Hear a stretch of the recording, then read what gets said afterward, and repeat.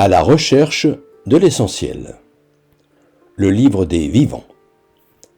De la part de Jésus de Nazareth.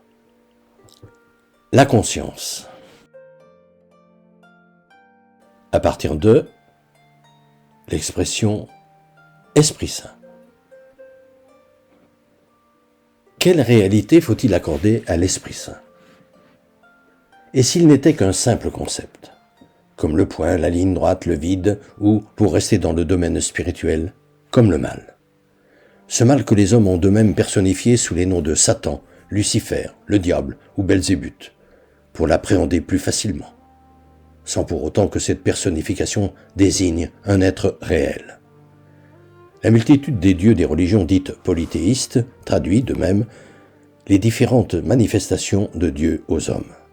Se rappeler la parole que les évangélistes Matthieu et Marc mettent dans la bouche du centurion romain, donc païen polythéiste, lorsque, ayant constaté de quelle manière Jésus était mort, il s'exclame « Vraiment, cet homme était fils de Dieu ». Ainsi convient-il de voir dans l'Esprit Saint cette même présence de Dieu qui anime la conscience de tous les hommes. Tout comme dans nos veines coule le même sang. L'Esprit Saint, cette présence du Père en nous, cette présence de Dieu qui, en nous créant dans et par son acte même de paternité, fait de chacun de nous son temple de chair. Un temple où il est possible de le prier en tout temps. Dieu, que je peux donc rencontrer en moi.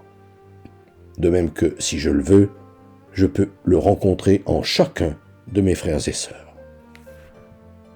À la semaine prochaine. Fraternellement.